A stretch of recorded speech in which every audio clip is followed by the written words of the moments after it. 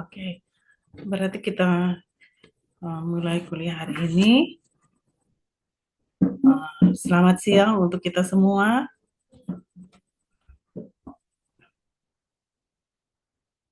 Selamat siang, dokter. Selamat siang, dokter. Selamat siang, dokter. Ya, baik. Untuk kuliah hari ini, Ibu akan membawakan tentang nutrisi ruminansia.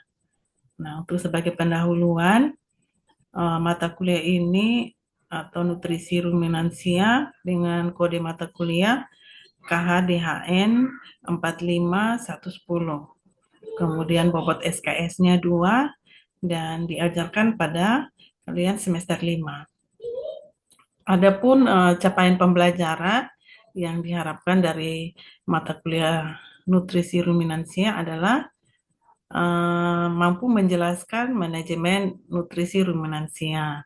Yang berikutnya, mampu menjelaskan nutrien yang dicerna, diserap, dan dimetabolisme dalam ruminansia.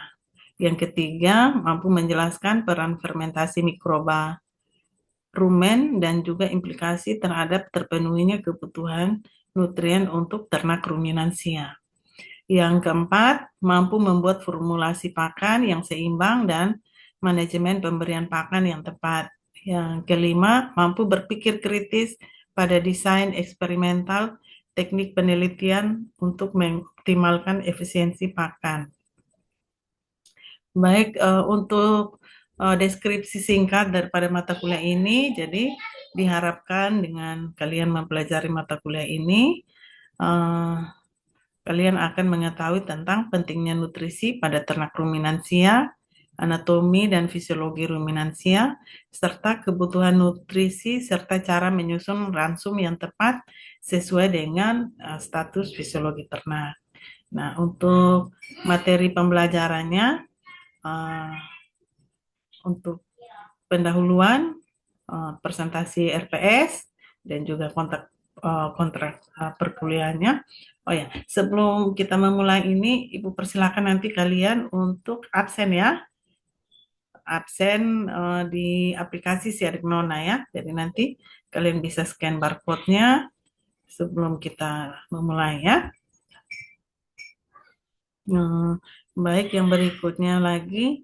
Nah, untuk yang tadi materi pembelajaran ini ada anatomi dan fisiologi ruminansia, kemudian kebutuhan nutrisi ruminansia, yang keempat itu bahan pakan ruminansia. Nah, untuk bahan pakan ruminansia nanti kita menggunakan bahan pakan lokal yang tersedia di sekitar kita ya, baik yang di Kota Kupang atau yang ada di NTT ya. Kemudian yang kelima, formulasi pakan dan penyeimbangan ransum. Nah, untuk formulasi pakan dan penyeimbangan ransum, nanti Ibu Dewi juga yang terlibat dalam mata kuliah ini bisa untuk saling berbagi ya. Kalian juga bisa mengikuti kuliah daripada Ibu Dewi ya. Sedangkan untuk strategi manajemen pemberian pakan, nanti kalian juga kuliah dengan Ibu Dewi, sedangkan yang untuk 7 gangguan gizi dan masalah kesehatan, nanti perkuliahannya untuk dengan Ibu ya. Kemudian yang berikutnya lagi, nah dosen pengampu juga ya. Kali ini ada Ibu Dewi yang ikut juga dalam mata kuliah ini ya. Nah, yang berikutnya lagi yang kita harus lihat ini adalah untuk penilaian ini ada yang non tes. Jadi untuk non tes nanti Ibu menilai dari keaktifan ya kalian di dalam kelas. Sedangkan karena ini 2 SKS, maka untuk tatap muka untuk pendahuluan 1 kali pertemuan, presentasi tugasnya 2 kali 60 menit dan belajar mandirinya 60 menit ya. Nah, ini untuk garis besar RPS untuk hari ini. Baik, yang berikutnya kita akan masuk ke materi perkuliahan. Ibu akan bagikan.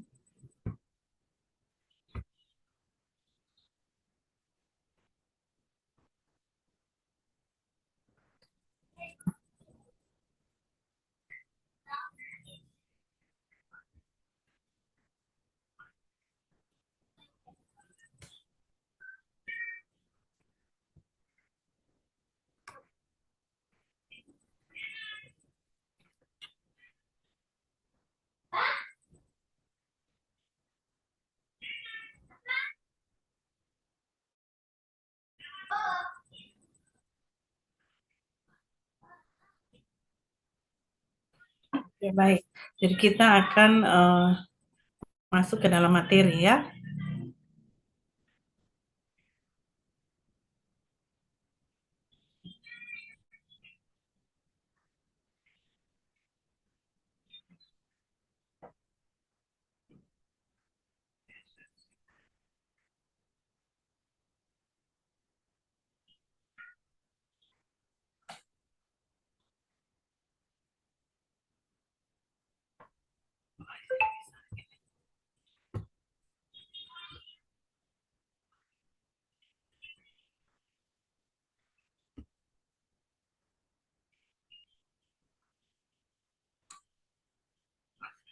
Oke, baik. Apakah materinya sudah terlihat jelas? Sudah, dokter. Oke, baik ya. Jadi, baik kita akan belajar hari ini untuk mata kuliah nutrisi ruminansia.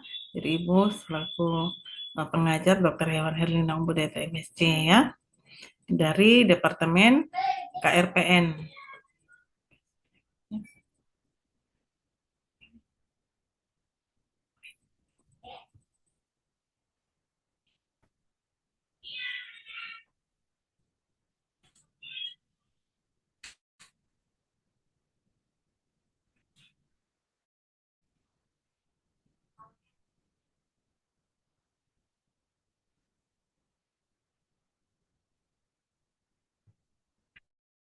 Oh ya, oke.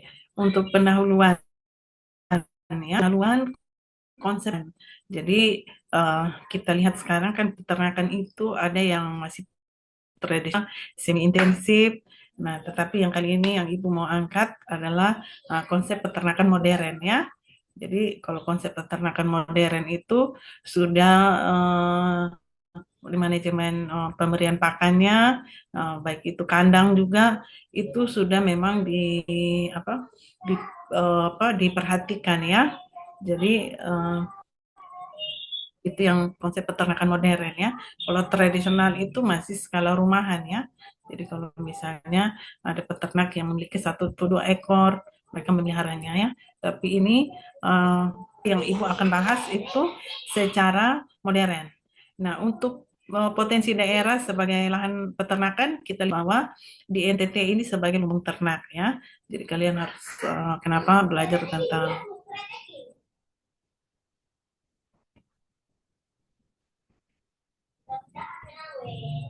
Jadi ya. Jadi untuk di NTT sendiri sebagai lumbung ternak, terutama di Pulau Timor, Pulau Sumba, dan juga Pulau Flores ya, itu sangat cocok untuk peternakan. Ya, ada ternak ruminansia seperti sapi, kerbau, dan juga ternak ruminansia kecil ya.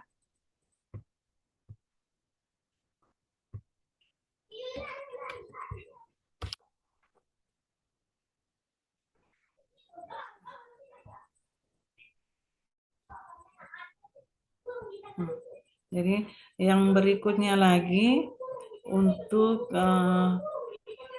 teknologi pakan ya. Jadi teknologi pakan itu sangat diperlukan untuk meningkatkan produktivitas ya. Produktivitas. Jadi nah di Nusa Tenggara Timur sendiri, daerah aliran sungai Benain dan Noelmina itu atau Timor Barat itu berdasarkan hasil penelitian atau hasil kajian bahwa itu dia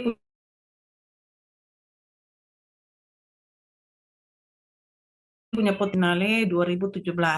Sedangkan di Flores sendiri, di Adonara, Solor, Lembata, itu juga mempunyai potensi untuk ternak ruminansia kecil, seperti kambing dan domba ya. Nah, budidaya ruminansia besar, seperti sapi, kerbau itu diharapkan lebih berkembang di Pulau Timor, Pulau Sumba, juga Pulau Rote ya. Ini menurut sumber dari Disnak Provinsi tahun 2013. Oke, dari penjelasan ini ada yang ingin kalian tanyakan?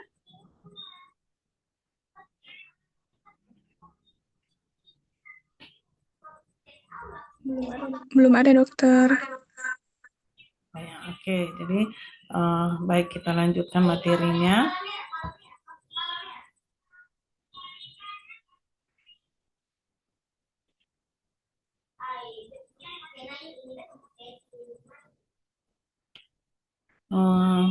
Jadi sambil kita menunggu, jadi itu yang harus kalian paham ya.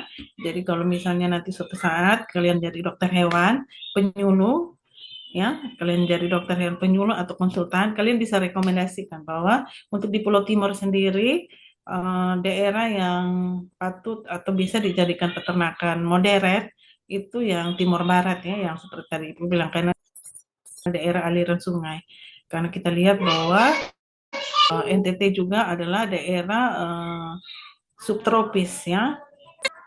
Kemudian yang berikutnya lagi,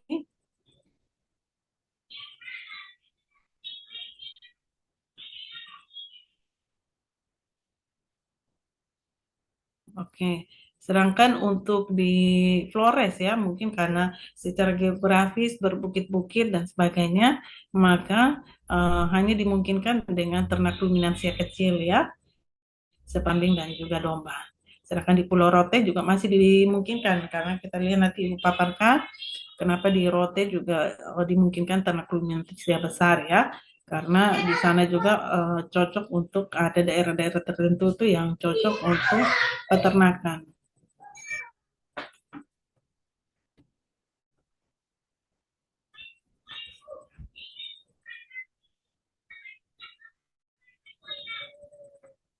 Oke.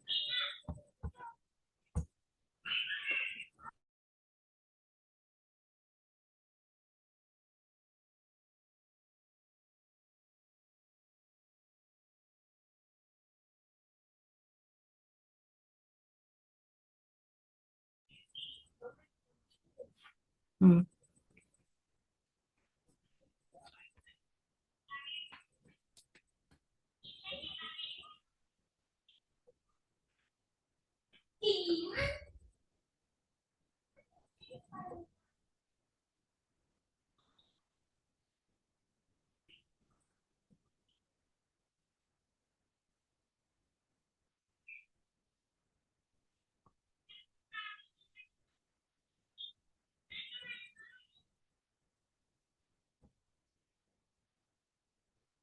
Oke, jadi mungkin nanti kalian lihat di slide ya.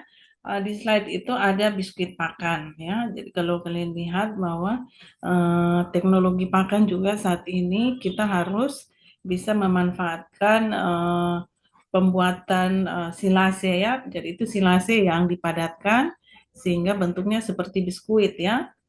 Jadi itu juga diberikan pada hewan karena kita lihat bahwa masalah pakan itu sangat kritis ya untuk peternakan besar ya di NTT dengan lahan yang kering ya.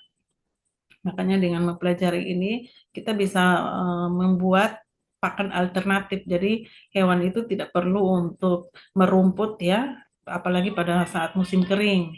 Jadi dengan pembuatan biskuit pakan seperti ini memudahkan untuk sapi itu bisa memenuhi semua kebutuhan ya. Jadi ini kalau disusun secara lengkap nutrisinya itu sudah bisa memberikan nutrisi yang baik untuk ternak sapi ya. Nah, yang kita harus ingat bahwa ternak ruminansia itu untuk ternak sapi sendiri itu dibagi 3 tipe sistem pencernaan ya.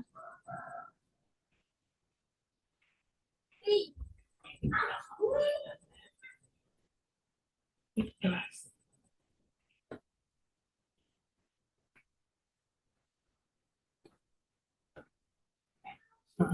Oke, jadi kita lihat ada tiga sistem pencernaan ya.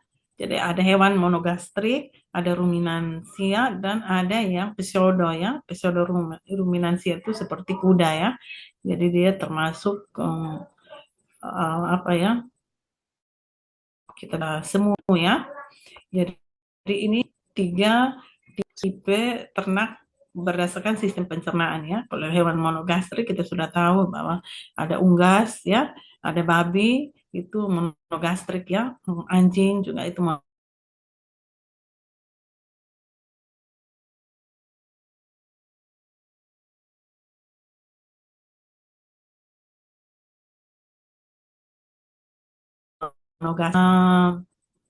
Kalian menyebut ternak ruminansia.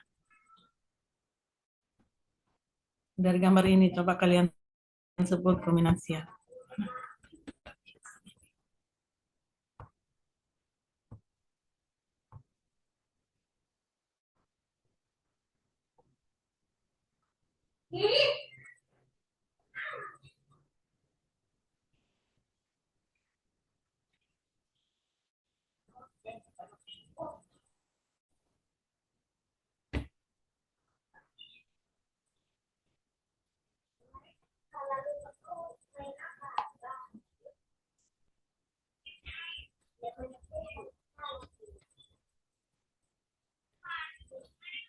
Ada yang tahu? Dari gambar ini coba Ibu mau bertanya, sebutkan apa saja yang termasuk ternak ruminansia.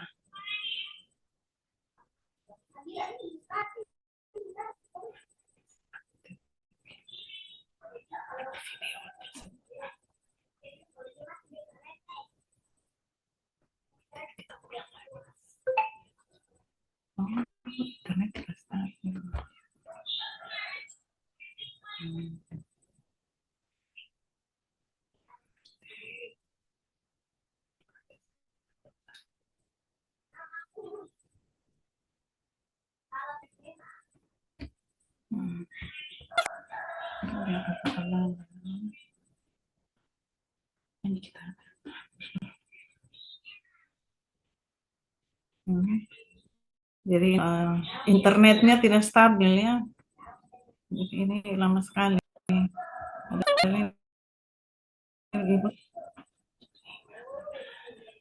Oke, tidak apa-apa ya.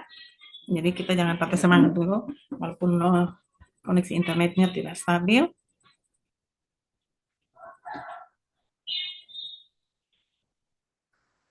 Dari hewan yang Ibu sekarang bertanya ya, ada yang bisa jawab silakan. Coba sebutkan, Anda sebutkan hewan ruminansi.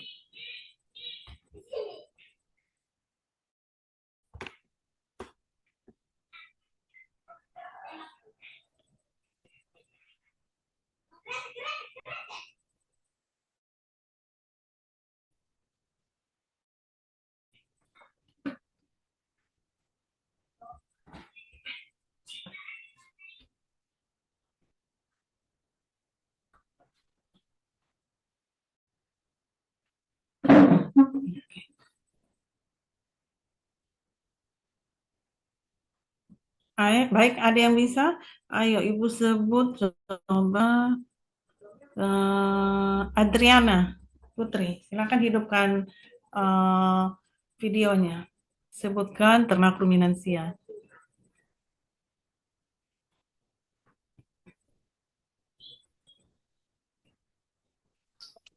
Izin menjawab, dokter.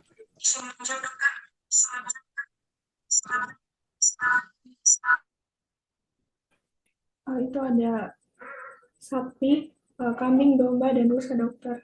Oke, baik ya. Jadi benar ya. Jadi rusa juga termasuk dari ya ternak ruminansia. Ya. Jadi untuk rusa. Oke. Kemudian juga nah ini coba yang lain lagi. Ibu minta Katarina. Silakan hidupkan videonya. Terus contoh lain lagi selain yang disebutkan oleh Adriana. Contoh hewan ruminansia.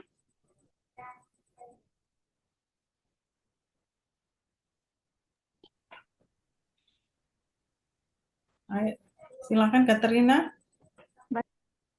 Baik dok, saya izin menjawab. Yang pertama ada rusa merah, yang kedua ada rusa kutub, yang ketiga ada jerapah dok. Oke, jadi itu ya. Jadi selain hewan yang diternakan, ada juga hewan-hewan atau dia kategori juga bisa satwa liar ya, kayak rusa ya, atau kita kategorikan hewan eksotik ya. Jadi itu juga termasuk dalam ternak ruminansia. Oke.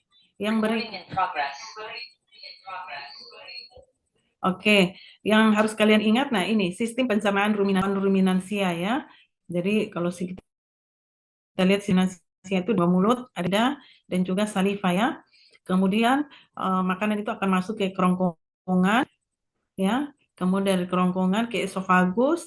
Nah, esofagus ini yang membedakan ternak ruminansia dengan yang lainnya, yaitu rumah untuk lambung ya. Kalau kita sebut pada ternak ruminansia itu ada empat bagian ya. Ada retikulum, ada omasum, ada yang abomasum ya, atau yang kita sebut dengan perut masam ya. Dan yang terakhir adalah dan anus ya. Bedakan ya bentuk lambungnya ya. Dia mempunyai 4 bagian. Jadi kalau kita lihat makanan yang masuk rumput yang ini, kemudian dia akan masuk yang pertama itu rumen ya. Nah, nanti mungkin di topik yang berikut kita akan jelaskan pada lambung ternak ini ada beberapa sistem pencernaan ya, makanan ya. Oke, yang berikutnya lagi.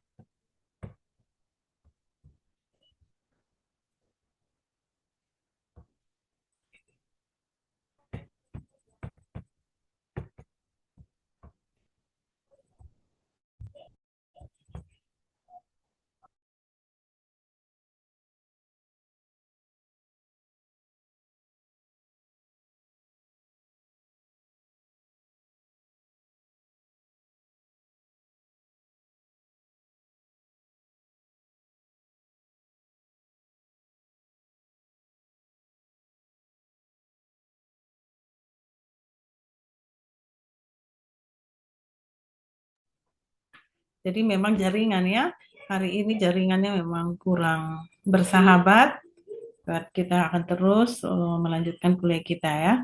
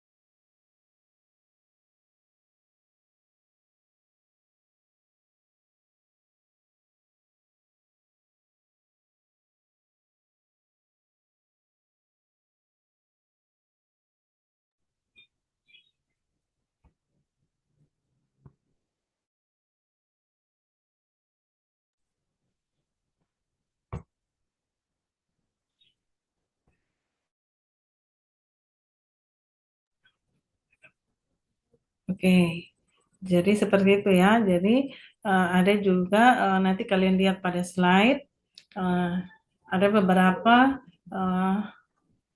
hewan zoo itu juga yang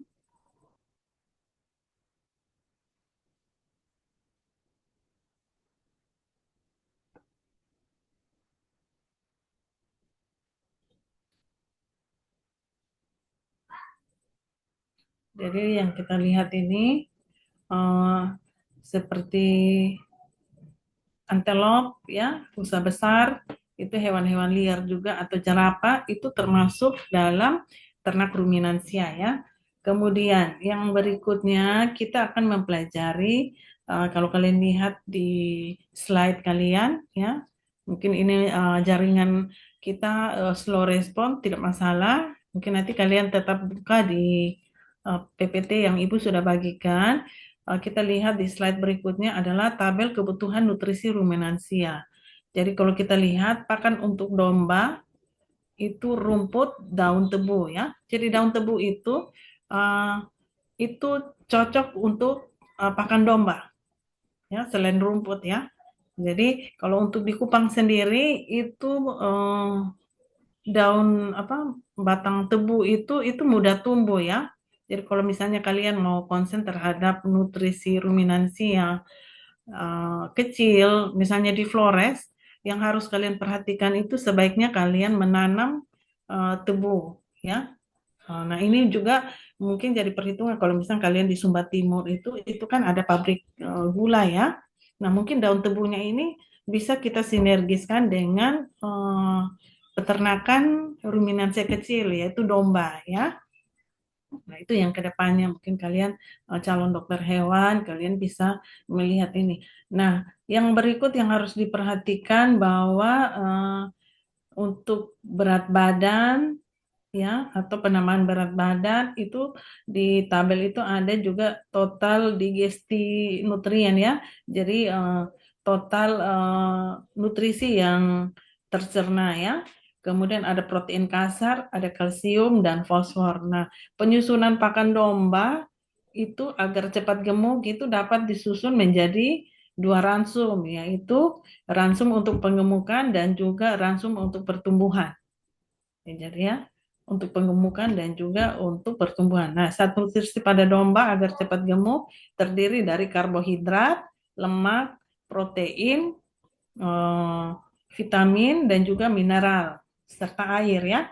Jadi ingat ini nutrisi dasar ya. Kalau kita untuk tujuan penggemukan kita harus menaikkan karbohidrat ya, kemudian lemak dan juga protein. Nah, protein itu pada ternak ruminansia kita dapatkan dari hijauan ya. Karena hijauan itu merupakan kandungan protein nabati ya. Jadi protein itu kan ada dua, ada protein hewani, ada protein nabati. Nah kalau kita manusia kan dapat sumber protein itu dari hewani, sedangkan untuk hewan ternak mereka mendapatkan sumber protein itu dari nabati atau dari hijauan ya, rumput-rumput. Nah untuk karbohidratnya itu biasanya kalau kalian lihat kalau rumput-rumput seperti rumput apa itu kan ada batangnya yang besar itu kalau kalian belah itu kan ada semacam apa putih-putih itu ya kayak jaringan spon itu yang kayak itu. Nah itu yang disebut karbohidrat ya. Makanya di batang tebu itu juga ada. Hanya itu kita harus kalian harus mencincang lagi ya misalnya. Nah untuk di daun tebu itu kan ada juga ya. Kalau kalian lihat kalau kalian ambil itu daun tebu itu kan ada daunnya yang di tengahnya itu ya kayak pelepah itu ya. Kalau kita lihat kita di sini biasanya bilang pelepah. Nah itu mengandung karbohidrat. Kalau kalian belah itu ya kalau masa kecil itu kan kalian biasa angkat rumput yang besar-besar ininya coba kalian belah itu kan ada seperti gabus putih ya. Nah itu tuh kandungan karbohidrat. Jadi hijauan kalau hanya rumput memang itu kandungan protein, tapi kalau kita mau lihat karbohidrat itu rumput-rumput kalau di sini itu dibilang ada istilah rumput yang tumbuh di musim hujan itu yang batangnya itu besar-besar ya. Dia itu banyak kita jumpai ya. kalau saat musim hujan. Nah, itu di batang rumput itu ada, kalau kita belah itu ada yang putih-putih kayak gabus itu, nah itu yang sumber karbohidrat ya. Nah, karbohidrat dan lemak adalah sumber energi utama dalam proses metabolisme. Jadi kalau untuk penggemukan, dia harus lengkap, ada karbohidrat, lemak, protein, vitamin, mineral, dan air ya. Ingat, air itu juga sumber nutrisi utama ya. Sedangkan kalau untuk metabolisme tubuh, untuk hanya pertumbuhan dan sebagainya, kita hanya membutuhkan karbohidrat dan lemak. Jadi ini yang harus kalian miliki saat belajar tentang ilmu nutrisi untuk ternak ruminansia kecil ya. Domba ini kan ternak ruminansia kecil. Nah, untuk pakan tambahan, kita bisa berikan dedak yang didapat dari sisa olahan gabah padi ya. Nah, itu juga mengandung karbohidrat. Kemudian yang berikut, dedak sebenarnya campuran dari 3 hasil sisa gilingan, yaitu bahan bagian kulit gabah, selaput, perak, dan juga lembaga atau biji beras ya. Nah, itu juga sumber karbohidrat. Biasanya itu dicampurkan juga dalam pakan ya, untuk misalnya kita membuat konsentrat ya untuk penggemukan. Kemudian tiap bagian tersebut memiliki kandungan yang berbeda-beda, oleh karena itu kandungan dedak secara keseluruhan ditentukan berdasarkan perbandingan komposisi bahan campurannya. Ya, nah kulit gabah juga mengandung serat kasar ya, dan juga mineral ya, ada beberapa seperti kalsium itu juga bisa kita temukan atau juga vitamin B ya. Kemudian yang berikut, nah untuk pakan tambahan domba kita bisa berikan kacang-kacangan ya, bungkil kedelai misalnya di ampas di sisa pembuatan tempe ya, itu biasanya kan kalau di perusahaan-perusahaan apa pabrik pembuatan tempe tahu itu kan ada limbah kedelai ya. Nah, itu kita bisa campurkan dengan dedak dan sebagainya, itu sebagai konsentrat. Kalau misalnya kita mau fokus untuk penggemukan ya. Yang berikutnya lagi eh, yang harus kita ingat di sini adalah ini perbandingan ya. Misalnya bahan kering, kita lihat situ protein kasarnya 46, lemak kasarnya berapa itu? 2,66 ya. Dan ini contoh pakan tambahan ya.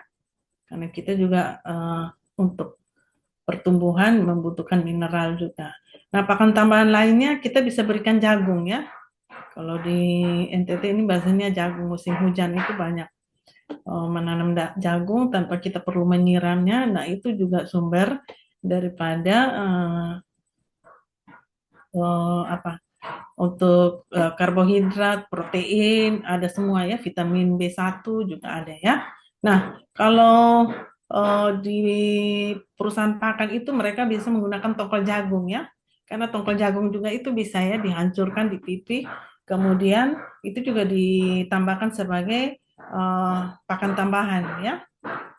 Kemudian yang harus kita ingat sini, selain untuk domba, pakan jagung juga dapat digunakan untuk pakan kambing. Jadi domba dan kambing itu hampir sama ya. Tetapi kalau kambing itu dia lebih ke rumput hijauan, sedangkan kalau domba kita bisa menggunakan daun tebu ya. Kemudian yang berikutnya lagi pakan konsentrat. Nah, untuk yang tadi Ibu bilang bahwa pakan konsentrat itu kita bisa campurkan antara dedak padi, jagung kuning, bungkilan itu seperti yang tadi itu ampas-ampas tahu, ampas tempe ya, kulit-kulit kedelai itu bisa kita campurkan itu sebagai konsentrat untuk asupan karbohidrat dan protein. Jadi kalau di kacang-kacangan itu ada juga protein nabati ya. Kita makan tempe dengan makan daging itu sebenarnya sama, ada juga kandungan proteinnya. Yang satu proteinnya hewani, yang satu nabati ya. Jadi itu yang harus kalian ingat. Nah, untuk pakan alternatif mungkin yang harus kalian ingat untuk pemberian pakan ya pada domba itu 10% dari bobot badan. Nah, siapa yang tahu kira-kira bobot badan domba itu berapa?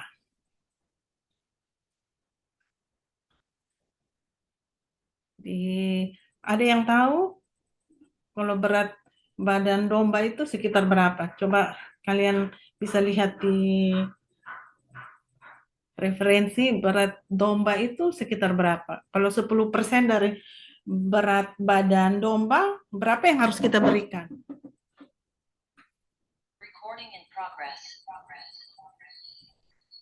Ayo, silakan Michelle. Michelle Hoban, silakan. Kalau misalnya berat domba itu berapa?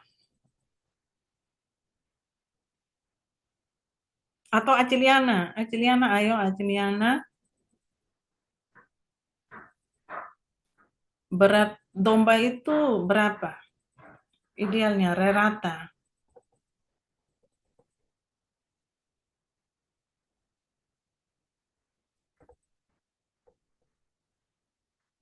Ada yang tahu berat domba? Jadi untuk betina itu 45 sampai 100, sedangkan kalau domba jantan itu 45 sampai 160 kilo. Nah, sekarang Ibu mau tanya, kalau 10% dari 45 itu berapa? Berapa yang harus kita berikan? 10% dari 45 kilo untuk domba betina dewasa. Karena betina dewasa itu kan range-nya 45 kilo sampai 100. Kalau jantan itu dari 45 hingga 160 kilo. Berapa kilo yang harus kita berikan? Pakan entah itu rumput hijau, entah itu bungkil konsentrat atau daun tebu, itu berapa yang kita berikan? Izin menjawab, dokter. Ya. Untuk misal domba dengan berat 45 kilogram, maka 10% yang harus diberikan itu sekitar 4,5 kilogram. Ya, jadi betul sekali ya. Jadi untuk sehari itu kita bisa hitung bahwa dia harus diberikan 4,5 kilo. Nah, untuk perbandingannya itu tergantung lagi yang seperti Ibu bilang. Kalau hanya untuk pertumbuhan, kita hanya membutuhkan karbohidrat dan protein, ya. Tetapi kalau misalnya itu untuk penggemukan, yang tadi itu harus lengkap, ada mineralnya, ada kalsiumnya, ada proteinnya, ada lemaknya, ada apa? Ada karbohidratnya. Jadi itu kita tinggal gabungkan, ya. Jadi kalau misalnya kalian punya daun tebu itu kalian bisa berapa persen yang tadi itu. Kalian tinggal sesuaikan. Jadi minimal ditimbang semua itu beratnya harus 4,5 kilo. Jadi harus 10% dari berat badan. Jadi ini yang kadang-kadang tidak dilakukan ya. Kalau kita lihat di kandang itu misalnya kita lihat bisa diberi makan itu hanya dilempar-lempar ya. Padahal kita harus estimasi sapi itu berapa kilo ya. Jadi itu yang jadi kalau kita belajar tentang nutrisi itu kita harus pakai apa ya ilmu matematika ya. Jadi beratnya berapa, estimasi saja kalau kita lihat, oh ini beratnya diperkirakan sekitar 50 atau 60 kilo. Berarti 10% dari itu ya 6 kilo. Kalau beratnya 50 berarti 5 kilo. Itu harus disediakan ya. Jadi kalau misalnya kalian nanti penelitian, nah ini ya kalau menghitung bobot badan, pengaruhnya terhadap kenaikan bobot badan, nah itu pakannya harus ditimbang ya. Untuk yang penelitian di bidang nutrisi eksperimental kalian itu harus timbang. Jadi 4,5 hari pertama, hari kedua, hari ketiga, tinggal kalian lihat perlakuannya mau seperti apa, mau ditambahkan pakan tambahan, mau ditambah konsentrat. Jadi kita bisa melihat berapa yang dimakan, berapa yang sisanya. Kemudian yang berikut, ini kan tadi pakan konsentrat ya. Jadi walaupun ini kita harap maklum ini, nanti kalian lihat di situ di slide-nya. Ada juga, nah sekarang kita beralih ke pakan kambing ya. Untuk kambing sendiri, ini pakan agar kambing itu cepat gemuk, yaitu dengan teknik fermentasi ya. Jadi kalau kalian lihat ada daun nangka, daun-daun kering itu difermentasi, itu lebih bagus untuk kambing ya. Ini hanya untuk kambing ya. Jadi bisa juga dengan nah, untuk pemberian pakan sendiri itu diberikan 2 kali ya, pada pagi hari jam 6 pagi dan juga jam 5 sore. Jadi itu harus diberikan pakannya 2 kali sehari ya. Jadi 2 kali sehari ini maksudnya dari 4,5. Jadi 4,5 itu dibagi 2. Jadi perhitungan yang tadi 10% itu untuk per ekor per hari. Jadi kalau 4,5 itu kita berikan misalnya pagi jam 6, mungkin jam 6 itu kita berikan semuanya tidak masalah. Misalnya 4,5 kilo atau nanti sore kita harus timbang apakah makanan itu habis atau tidak. Tapi lebih bagus kita bagi 2. Misalnya paginya kita berikan 2,5, nanti sore kita berikan 2 kilo, jadi 4,5 ya. Nah, nanti esok paginya pakan sisa itu kita harus timbang, jadi kita bisa tahu betul tidak domba itu menghabiskan 4,5 kilo. Jadi kalau nanti kalian buat penelitian itu harus seperti itu. Jadi esok harinya sebelum diberikan pakan baru, ditarik lagi pakan sisa itu, harus ditimbang sisanya berapa. Karena kalau domba itu tidak gemuk dan makanannya juga banyak yang sisa, ada kemungkinan bahwa ransum yang kita berikan itu tidak disukai oleh domba. Begitu. Tetapi kalau makanannya habis, terus kenaikan bobot badannya tidak terjadi, nah berarti mungkin susunan pakan itu tidak memenuhi kebutuhan nutrisi. Jadi itu caranya untuk kita bisa melihat apakah pakan yang kita berikan ini sudah bagus atau mungkin ada juga gangguan penyakit ya, nafsu makan menurun dan sebagainya, kan ada penyakit-penyakit pada domba itu ya. Itu juga nanti kalian juga harus perhatikan itu. Nah, untuk pakan sapi di Pulau Timor kita beralih lagi ke slide berikutnya. Untuk pakan sapi di Pulau Timor ya, dari Lamtoro itu digunakan sebagai pakan pokok ya untuk sapi. Ya, Lamtoro juga memiliki nilai nutrisi yang tinggi ya. Protein kasarnya 20%. Ya. Jadi yang berikutnya lagi pencernaannya juga tinggi ya. Jangankan sapi ya, manusia juga biasa mereka bikin apa tuh kalau gitu. Itu enak itu dikukus, dibuat kayak pepes Lamtoro itu kan ada juga yang dicampur tahu, diracik dengan bumbu, itu juga enak. Nah, makanya sapi juga suka ya. Nah, ini kita lihat. Ini contoh Lamtoro yang ada di kandang Taunbayan Timur ya, Kecamatan di Bokara, Kabupaten TTU. Jadi itu Lamtoro masih berdasarkan ini bahwa dia itu disukai oleh sapi. Jadi contohnya kayak kita manusia juga kan kita kepingin nasi padang, KFC. Nah, hewan juga seperti itu, ya. Nah, kemudian permasalahannya adalah bahwa kekurangan pakan itu di Pulau Timor itu biasanya untuk mencari sendiri. Jadi itu yang membuat penggemukan juga tidak berhasil karena kan dia makan apa saja yang ditemui ya tanpa ada pengaturan nutrisi. Nah, itu juga yang membuat peternakan di Pulau Timor ini tidak terlalu berkembang baik. Makanya di daerah aliran sungai, gitu ya. Nah, untuk Lamtoro sendiri dia termasuk tanaman yang tahan terhadap kekeringan. Jadi bisa 8 sampai 9 bulan. Karena kita kan punya musim kering itu lebih panjang daripada musim hujan, ya. Jadi bisa berlangsung sampai 7 bulan, ya. Begitu. Kemudian yang berikut ada pakan lokal rumput gajah ya, rumput gajah. Kemudian dengan curah hujan yang cukup itu gampang juga di rumput gajah itu. Kemudian yang berikut ada yang centrosema ya, sangat baik untuk ternak ruminansia baik maupun sapi. Karena proteinnya tinggi ya. Untuk centrosema ini 20 sampai ibu mau tanya, Ada yang tahu tidak? Kebutuhan protein untuk ternak sapi itu berapa? Coba kalian lihat kebutuhan protein untuk ternak sapi.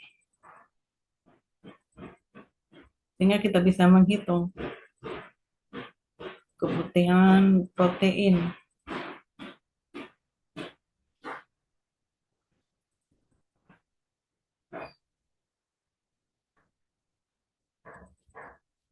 Untuk ternak sapi berapa?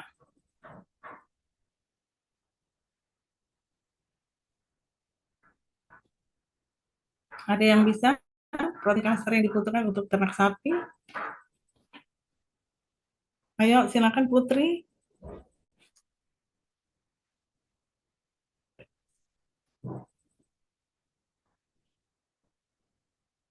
Izin menjawab dokter, 87,9%.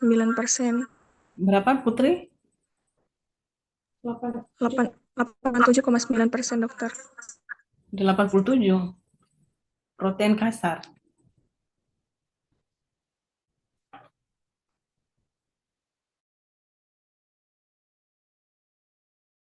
Untuk protein kasar sapi itu sebenarnya 12 sampai 14%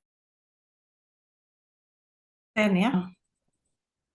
Ya, di mana yang tadi makan. Ini untuk bobot 300 kilo. Jadi kalau 300 kilo 87 ya, dari Putri gitu ya. Tapi untuk persatuan kilonya 12 sampai 14%. Ya. Jadi kalau ini yang di slide itu untuk yang 300 kilo itu memang dia akan semakin tinggi ya. Nah, kalau seperti itu berarti tadi yang centronema itu 21%. 21% kalau kita memilih bahan per kilonya dia membutuhkan 12%, berarti kalau sudah 21 bagi 12 berapa? Sekitar ya 2 lah ya, 1,5 ya, 1,5. Jadi kalau perhitungannya kita lihat juga karena untuk sapi itu kan 10%. Jadi kalau misalnya 100 kilo berarti kita harus memberi makan 10 kilo. Kalau kebutuhannya 12 sampai 14% dengan berikan centronema kita mengirit. Yang harus kita kasih 2 kilo jadinya kita kasih setengah ya. Jadi itu yang kalau kita menggunakan. Jadi kita bisa memilih itu. Sedangkan kalau untuk lamtoro sendiri itu kan protein kasarnya 20%. 20%. Jadi mungkin yang sekitar 1,5 kilo itu sudah memenuhi kebutuhan untuk tidak 1,5. Jadi 1,5 contohnya itu sama dengan kita berikan pada hewan itu 2 kilo. Jadi kita sudah mengirit dengan 1,5. Jadi contohnya 10 kilo kebutuhan ininya. Jadi kalau 1,5 kita hanya cukup memberikan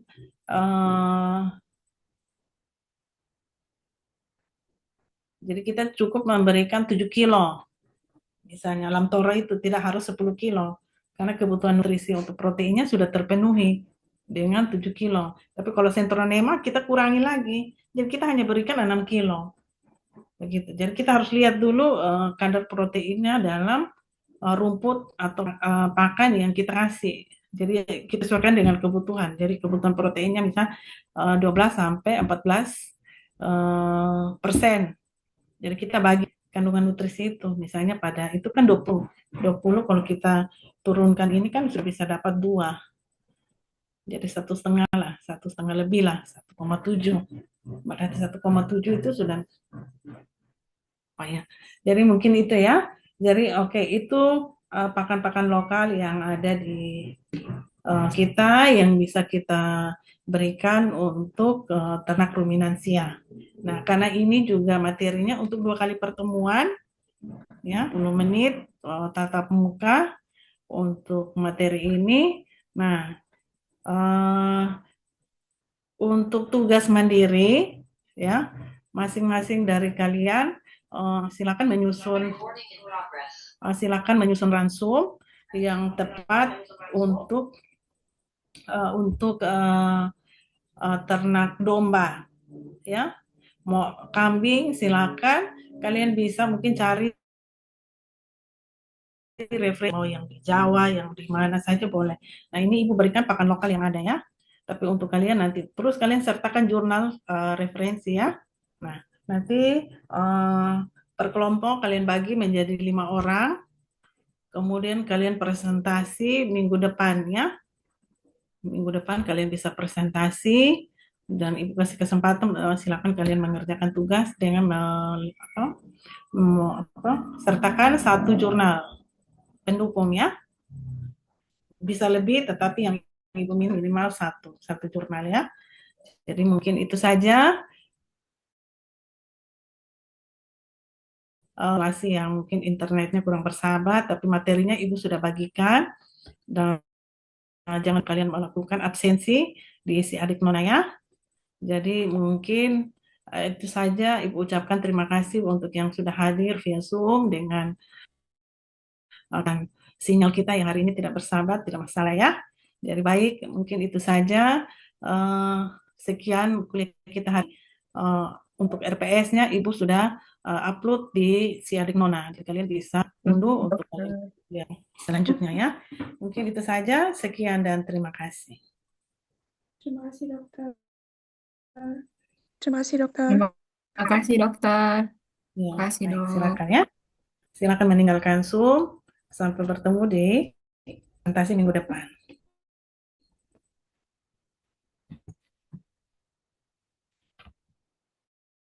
Terima kasih, dok.